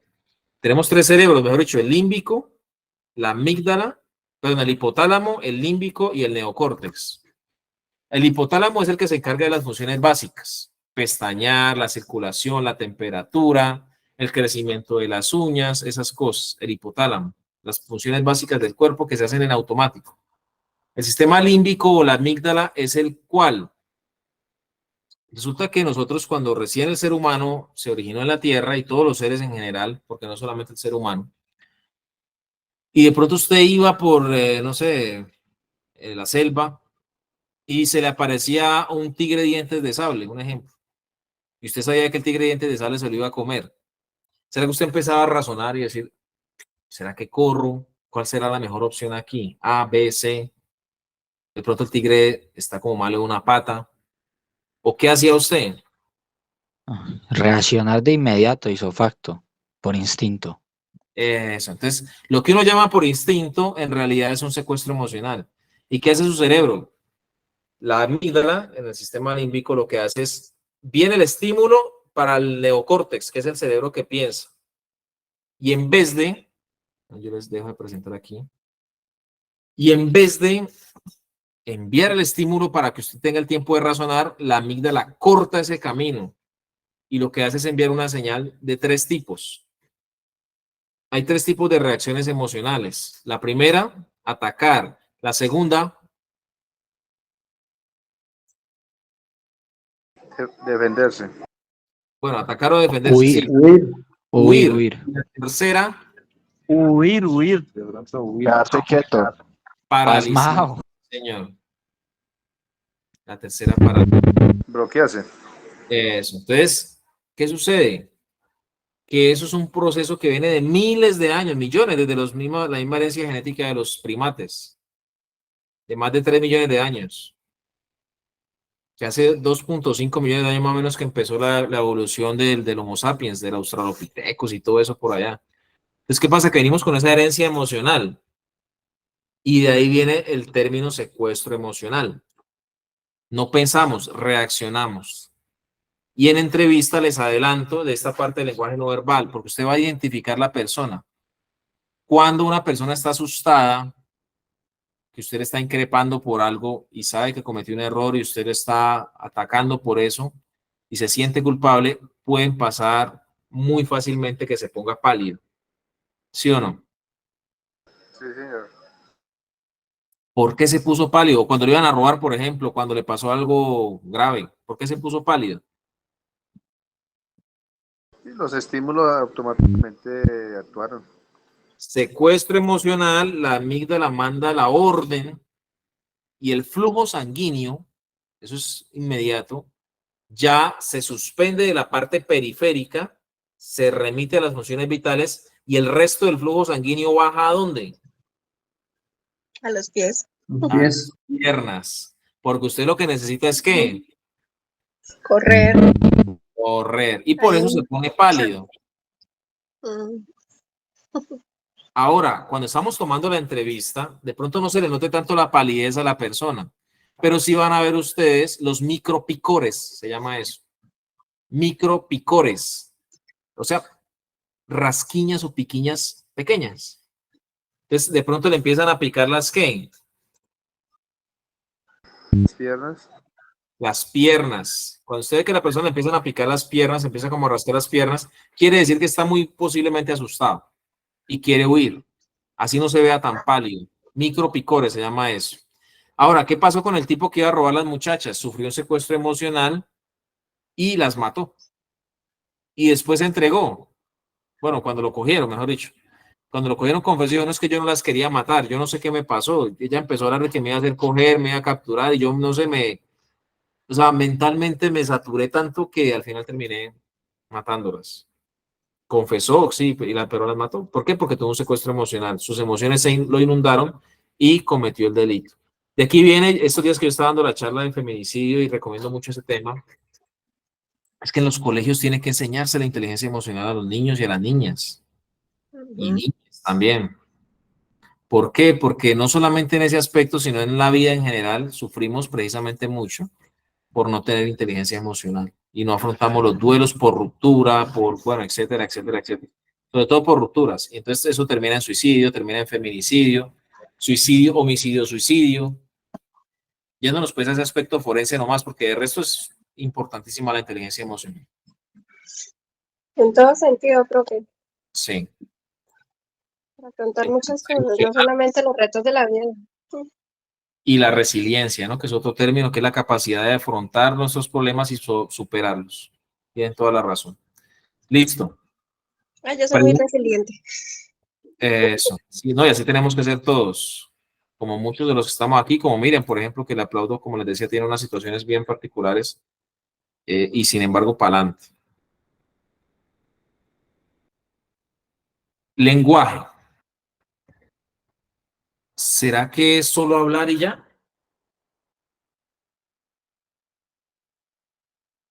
¿Será? Y dicen por ahí, hablando se entiende la gente, pero ¿será que es solo hablar? Miren, lo que decimos, o sea, el contenido verbal, netamente las palabras o el lenguaje que expresamos, es solo el 7% de la comunicación. Solo el 7%. Lo que realmente incide en la comunicación es cómo lo decimos y lo que acompaña lo que decimos, es decir, nuestro lenguaje corporal, nuestros gestos, ¿sí? Nuestros ademanes, gesticulaciones. Si ustedes miran entre el paraverbal o paralingüístico o prosodia, como le llaman, o prosódico, cualquiera de los tres está bien, y el no verbal o corporal, son el 93% de la comunicación. Y de ahí viene la expresión, que vamos a ir a mirar ahorita. No es lo que se dice. ¿Sí o no? Oscar. Sí, claro, como usted dice, no es lo que se dice, sino la forma como se dice y la forma, los ademanes, para sí mismo existe una buena interpretación, ¿no? De la información que queremos transmitir a esa persona. Eso, efectivamente. No es lo que se dice, sino cómo se dice. ¿Sí tenemos pantalla? ¿Qué te pasa? Nada. Te enojaste por tu perfume, ¿verdad? No. Entonces, ¿qué te pasa? Nada. Claro que sí, siempre estás hable y hable. ¿Qué te pasa? Nada. ¿Estás llorando? ¡Claro! No para yo, Xochitl, con su vestimenta autóctona y su huipil como de Frida Kahlo, porque... Ay, no entiendo por qué lloras por un perfume. Número 1, a las mujeres nos gusta llorar, ¿ok? Es liberador. Número 2, siempre hay un motivo. El otro día se me encogieron unos jeans a la secadora y lloré como Magdalena, pero en fin, otra historia. Bueno. Sobre todo la primera parte del video, ¿no? ¿Cómo nos fue ahí? Ay, perdón. Cualquier parecido con la realidad es pura coincidencia, ¿sí o no? A Jefferson y la esposa ahí. No es lo que se dice, sino cómo se dice. Hay, a manera fraternal, los hombres en grupos de amigos manejan muchas expresiones y las mujeres también. Una muy común que se maneja, y perdón la expresión, lo digo solo con fines académicos, es la palabra marica. ¿Sí o no? Si yo le digo a algún compañero, marica, vamos a tomar café, perdón, como les digo, lo hago con fines académicos, en un grupo de amigos, de pronto, ¿cómo se siente? Normal. Normal. Es normal, ¿sí o no? Normal, claro, ese es el dialecto. Pero, y las mujeres utilizan mucho, yo me quedo aterrado, incluso a veces más que los hombres. No, marica, fuimos a tal parte, marica, hicimos tal cosa, marica, y como... Me quedo aterrado la forma en que la utilizan bastante. Y no está mal, o sí está mal. No. No, incluso se puede sentir una persona expresiva porque le digan marica. Sí, es como un lenguaje entre amigos, ¿no? Sí, como con mucha confianza con una persona. Pero, perdón la expresión, y qué pena que te tome, Víctor, aprovechando que nos diste el patazo para participar, qué pena contigo, te pido perdón por adelantado. He estado atento. ¿Qué tal si yo te dijera, Víctor, usted es un marica? ¿Qué le pasa, mano? ¿Le da confianza o qué? Exacto. Uy, hasta allá no. Como les digo, qué pena que los tome como ejemplo, no es con ninguna mala intención, ni mucho menos, ¿cierto? Es solo con fines académicos. Entonces, ahí viene que no es solo lo que se dice, sino cómo se dice. Y si yo le digo lo que le acabo de decir para no repetirlo, y se lo digo en tono serio, con mal encarado, con las manos así, no sé si alcanzan a ver las manos así, es que usted, hermano, pues con mucha más razón, esto va a dar un mensaje. De ahí viene que no es lo que se dice, sino cómo se dice. Es posible que ya Profe, raya con la intolerancia y pronto llega un punto de inflexión a ponerse uno ya para la pelea, de pronto. Y aquí viene precisamente, Víctor, efectivamente lo que nos estás diciendo, viene el otro aspecto del secuestro emocional. ¿Cuál es otro de los aspectos del secuestro emocional? Que yo me enojo gravemente. Y entonces por eso cuando yo me enojo generalmente subo las manos y manoteo. Y en este sentido, en este aspecto, la sangre no baja a las piernas. ¿Sí? Ese desconteo periférico de sangre, esa irrigación sanguínea que se reprime, no baja a las piernas, sino que se ¿qué? sube, se aumenta. Se sube al tronco, a la parte superior del cuerpo, porque yo voy a utilizar mis armas naturales, que son ¿cuáles? Los puños, las manos. La defensa. Y entonces voy a posiblemente atacar. Y el cuerpo lo que hace en ese secuestro emocional es subir esa sangre para poder apoyar esa energía que necesita. Y usted a veces cuando se enoja, no solamente usted tiembla de nervios, sino que también tiembla a veces por rabia, porque el momento de la rabia hizo que se le subiera la sangre y también tiembla. Y le pican las manos de pronto. Se le ponen rojos los ojos, se le pone roja la cara a veces no por pena, sino por rabia. Y entonces ahí es cuando usted sabe que una persona está enojada. Y por eso los muñequitos, cuando San Pistola se enojaba con Bugs Bunny, ¿cómo se ponía? Un rojo. Eso. Miren, Pinocho, hablamos qué día, ¿sí? Uno que le crecía la nariz. Miren que no es del todo falso y ellos utilizan esto de fuentes reales. O sea, trasladan la ciencia a las caricaturas de alguna manera. Bien interesante. Entonces, ¿qué es importante? Y yo les decía a ustedes en una clase pasada, ¿será que es importante que la persona se mueva o no se mueva? ¿Que abra o no abra los ojos? ¿Que apriete o no apriete los labios? ¿Que encoja o no encoja los hombros? ¿Qué será importante? ¿O que no haga nada? ¿Cuál es el tip? Que yo les había dicho que días. Me regala la lectura alguno de los compañeros ahí en el papelito de notas que está en la diapositiva. No la veo. No es si hay o no hay lenguaje corporal o paraverbal. Lo importante es observar y percatarse de los cambios. Eso lo habíamos dicho hace unas clases, ¿sí o no? Sí. Afirmativo. Sí, señor. Entonces nos dice Fernando que el lenguaje paraverbal y no verbal puede modificar la semántica de una palabra o expresión. Claro, el sentido que le damos. El sentido que le damos a lo que decimos. Efectivamente. Creo que el acento también juega mucho en ese sentido, ¿no? Porque ¿La qué, perdón? el acento. Uy, claro. Por ejemplo, el tema, a mí me pasaba muchísimo al comienzo y era que es que yo soy santanderiana, entonces como hablaba muy golpeado, la gente todo el tiempo pensaba que le estaba regañando, gritando o que tenía ganas de pelear sin necesidad. Bolear machete. Efectivamente. En cambio, las mujeres en Medellín tienen un hablado muy dulce. Hasta le dan ganas a uno hasta hacerse regañar porque hasta para regañarlo son dulces, ¿cierto? Entonces, esa es la diferencia. Claro, las regiones tienen que ver también. Incluso, mi abuelo era afrodescendiente, pues no lo conocí lastimosamente, pero sí viví mucho entre comunidad afro en Cali. Y a veces cuando están hablando, y eso pasa también a veces en la zona de la costa, en el norte, están hablando y uno cree que están ¿qué? Gritando.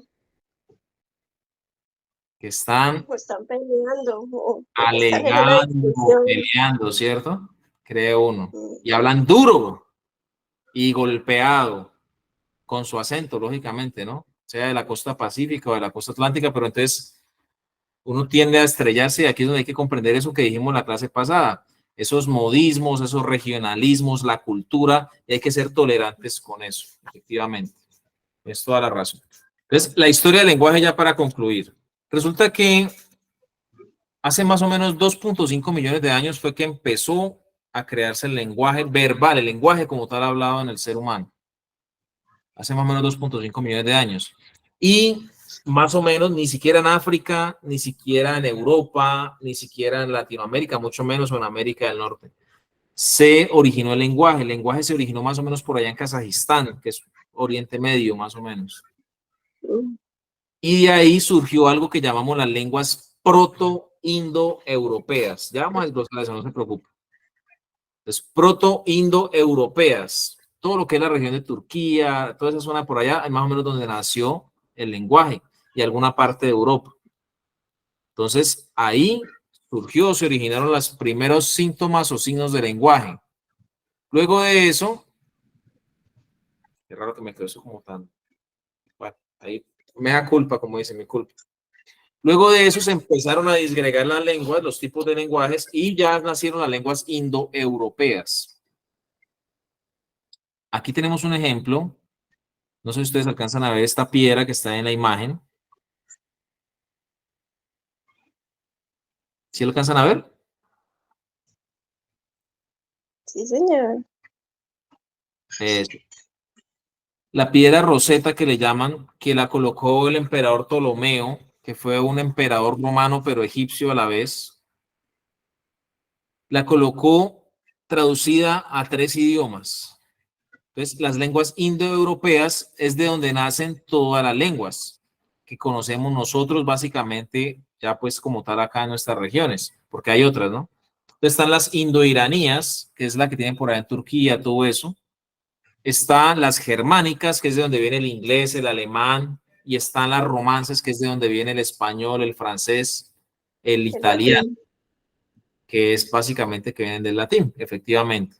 Entonces ya ustedes van a identificar de dónde viene el lenguaje. Y por eso compartimos, porque venimos de la misma raíz, compartimos similitudes en palabras y en términos con la parte del inglés, por ejemplo, la parte del alemán, incluso manejamos los mismos símbolos de escritura que es el alfabeto y esas cosas. Y finalmente viene la lengua romances, que es de la que hablamos nosotros, perdón, que es donde es lo que decía, el español, portugués, francés, italiano, que se desprenden directamente del latín, básicamente que es la lengua romance, que dio origen a todas estas demás. Esto a manera de importante para descifrar los jeroglíficos de los egipcios. Bueno, esto es otro sistema de lenguaje, ¿no? Es otro sistema de lenguaje, el lenguaje egipcio, que va como desde esa parte de los indoiraníes, pero no tanto, sino proto-indoeuropeo, por allá, se disgregó, se apartó. Similar a lo que pasó con el asiático. El asiático es otra parte diferente.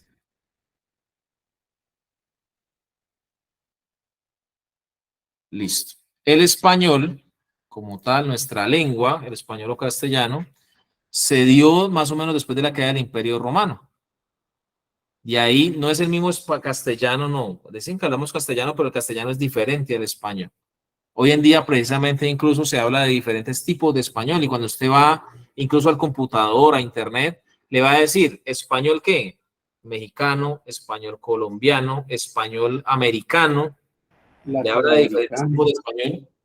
Porque la tecnología incluso reconoce que no somos el mismo nivel de lenguaje. Incluso a nivel interno de nuestro país ya sabemos que hay muchos tipos de jergas o lenguajes del mismo español a nivel interno de Colombia. Entonces, esto es el lenguaje verbal, así rápidamente la historia del lenguaje verbal, o sea, las palabras y como hablamos y llegando puntualmente a nuestra lengua que es el español. El lenguaje paraverbal no es lo que se dice, es la forma en que se dice, por eso le dicen prosodia o prosódico, por eso le dicen lenguaje, paralenguaje, perdón.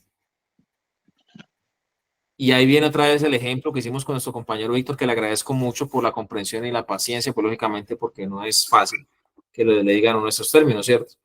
Entonces, no es lo que se dice, sino cómo se dice.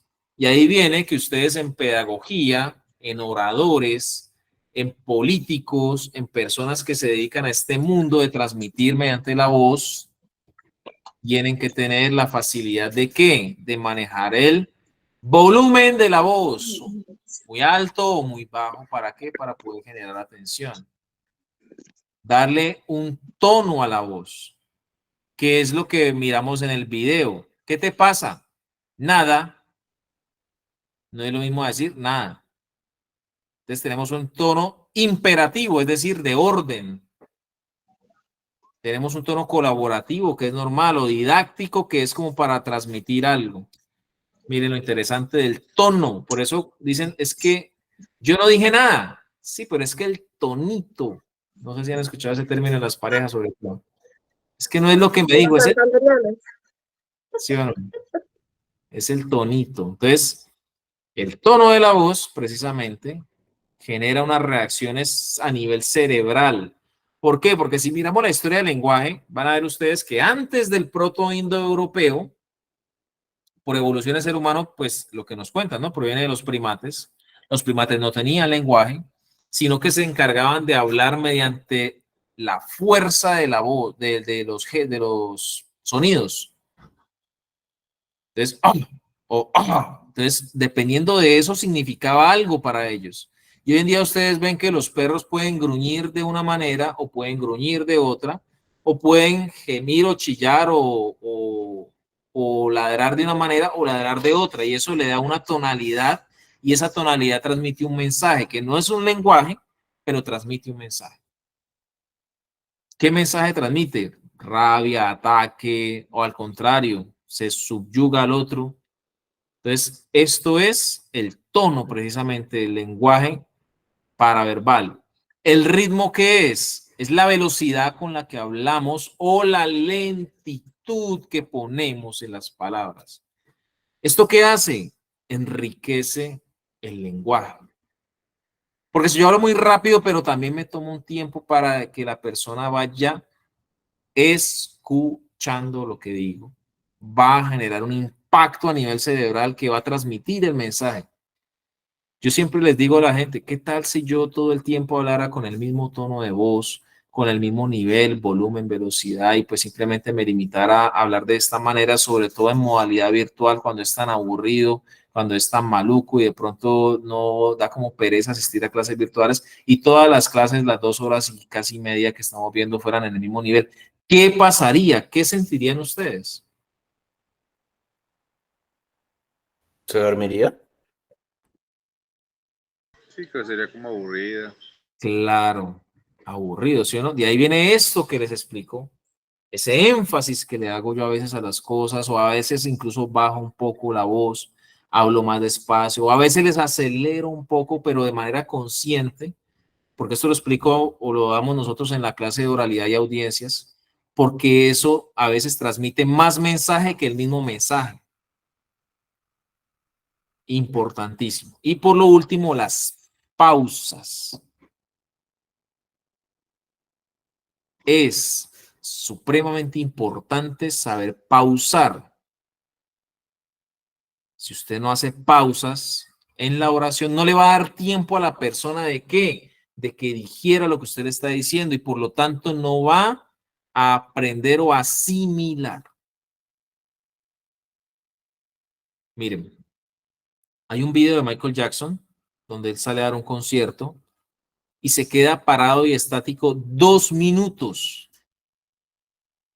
2 minutos, una pausa la más larga que yo he visto en una presentación. 2 minutos parado Michael Jackson como una estatua. No sé si lo han visto. Está con un traje como negro con unas especies de cananas así cruzadas, doradas y gafas negras. Qué pausa tan larga, pero qué mensaje tan importante que la gente asimiló con eso. No sé, o sea, la emoción y la euforia. ¿Le dio tiempo a la gente de qué? De digerir, o sea, como de alimentarse de lo que él estaba representando en ese momento. Démosle tiempo a la gente de digerir lo que estamos diciendo. Démosle tiempo a la gente de pensar para poder intervenir o participar, para poder aportar. Y finalmente, no sé si hay alguna pregunta sobre eso. Para cerrar, el lenguaje no verbal. Pero se me fue mal arriba, no era para verbal, sino no verbal. ¿Qué es el lenguaje no verbal?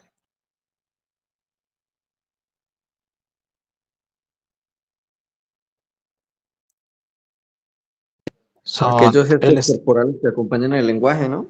El lenguaje verbal. Son son los estímulos, gestos. ¿Cómo? son estímulos involuntarios que genera el cuerpo con relación a lo que se está diciendo, o digamos en este caso con relación a lo que se está planteando. Sí, nuestros compañeros de Medellín. Miren, el lenguaje no verbal es el que acompaña al lenguaje verbal.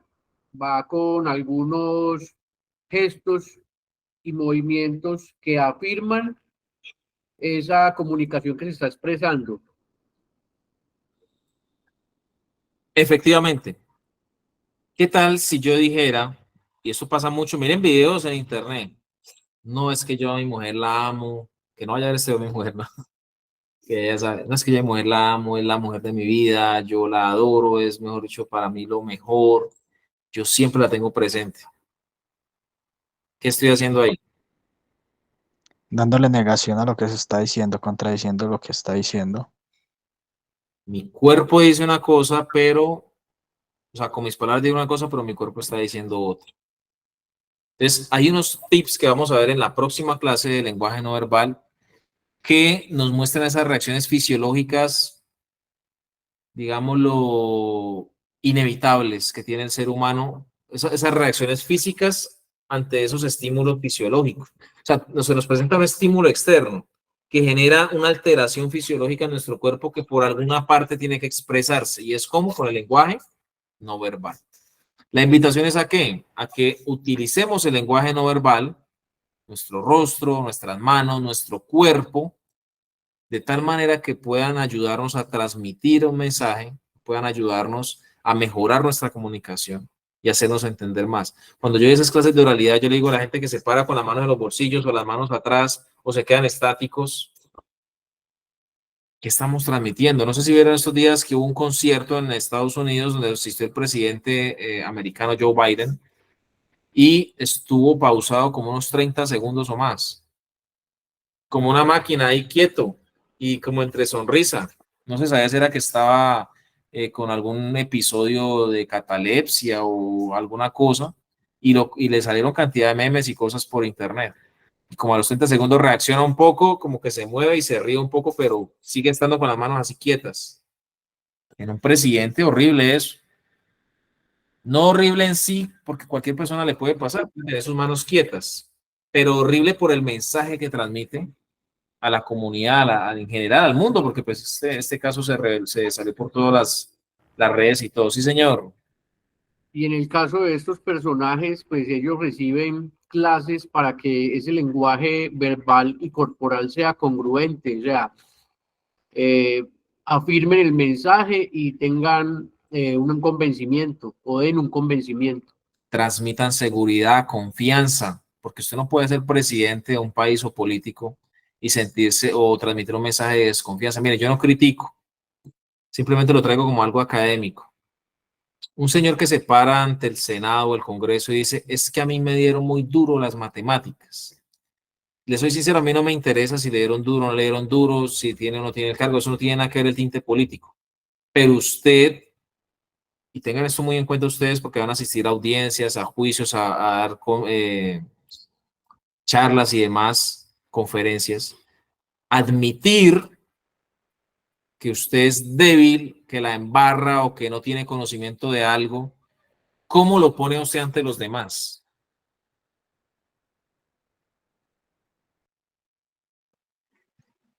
¿Qué mensaje transmite hacia los demás? No, pues lo mismo, o sea, como no va a brindar como la seguridad del cargo que tiene.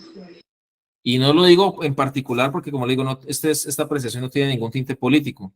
Simplemente es para que analicemos cómo yo transmito con el mensaje, cómo yo transmito lo que digo y cómo lo digo. No es que a mí me dieron muy duro o sea, se siente que en realidad le dio duro. Porque es otra cosa que no es que la verdad me dio un poco duro las matemáticas. A que llegan, no es que a mí me dieron muy duro las matemáticas. O sea, se le sintió que le salió de dónde. de adentro del corazón, fue sincero, lo dijo, y de pronto lo dijo con la intención de mostrarse como ser humano, pero se lo capitalizan inmediatamente. Inmediatamente es capitalizado. ¿Por qué? Porque pues es una flaqueza, es una debilidad y por lo tanto, venga, miren el ejercicio. Y aquí en adelante los invito a que ustedes miren los discursos de los políticos y vean esos aspectos que les van a servir a ustedes para determinar el lenguaje no verbal y también lo pongan en práctica en ustedes mismos, para que puedan dominar un poco mejor su parte corporal y su parte paraverbal. Listo. Los de Bukele. Bukele es una persona muy, o sea, muy en sí, como parado en su línea, digámoslo así. Es una persona que transmite total seguridad, desde que habla con las manos, transmite, pero entonces hay algo y es que él levanta mucho la cabeza, levanta mucho el mentón. Y eso también da de notar un poco de aire de superioridad. Miren los discursos de Bukele. Tiene muy buen lenguaje paraverbal, verbal y no verbal, pero un aspecto que yo le cambiaría un poco es que baje un poco más el mentón, porque en ese término se siente como un poco altivo, podríamos decirlo así. Arrogante. Un poco. Sea cierto, pero puede que suene o se sienta así. Listo. Miguel, Señor. qué pena una última intervención. De pronto, para los que estén interesados en mirar ese tipo de videos, les recomiendo mucho los que se hacen de visitas protocolarias entre los presidentes y ministros y se fijen mucho en el saludo. Ellos tratan de agarrar a la otra persona, ese es un lenguaje paraverbal. El dominio. Exacto, que da a ellos una posición de poder. El que toma el brazo lo sujeta con fuerza o el que le impone la mano al otro se está poniendo en una posición de superioridad frente al otro. Esos detalles son buenos también en ese tipo de que los observen. El video que está posteado en el material de estudio. El video que está posteado en el material de estudio de lenguaje, los secretos del lenguaje corporal, ahí está explicado eso. Efectivamente. Y hay un ejemplo de una reunión de una cumbre que es el G6, si no estoy mal, donde va George Bush, está Putin como anfitrión y Putin recibe a todos y él desde que se ubica para recibirlos, gana la posición favorable de la mano, por ejemplo. Pero entonces cuando llega George Bush se le acomoda de una manera como para que no lo pueda agarrar y le coloca la mano y entonces el otro man vuelve y le coge el brazo. Sí, señor, tienes toda la razón. Entonces, este lenguaje no verbal también viene acompañado de factores psicológicos, es decir, cómo se siente la persona o cómo está en este momento. Eso también acompaña su lenguaje no verbal. Porque si yo estoy en una situación donde tengo experiencia, conocimiento y tengo seguridad de lo que estoy haciendo, se me puede presentar un estímulo externo agresivo, diferente o desconcertante, pero yo ya estoy casi que preparado para ello y por lo tanto mi lenguaje no verbal no va a ser tan diferente de la normalidad. Y aquí es donde viene el aspecto, no voy a reaccionar, sino que voy a responder. La reacción nos habla de secuestro emocional, la respuesta nos habla de neocórtex, es decir, de un pequeño tiempo, así sea mínimo, pero de pensar qué voy a hacer. Recuerden, no reaccionen, respondan. Reacciona, se reacciona con la intuición, el instinto que llamamos, es decir, la amígdala. Se responde con el neocórtex, con el cerebro, con el pensamiento, con el discernimiento. Y por eso les digo, PPR, acordémonos de esto ya para cerrar. ¿Qué es el PPR? Que les dije por ahí en un ejercicio que hicimos con Andrés, creo que fue con la doctora Villamizar y demás. El del venado. Sí. Pausa, piensa y responde. Pausa, piensa y responde para darle tiempo a su cuerpo a asimilar la información que está ingresando, procesarla y no reaccionar, sino responder. Básicamente con eso yo creo que quedamos para hoy. Les agradezco por el tiempo extra, de verdad, pues para ya poder entrar en tema a fondo el martes de lo del lenguaje del engaño y cómo detectar ese tipo de situaciones.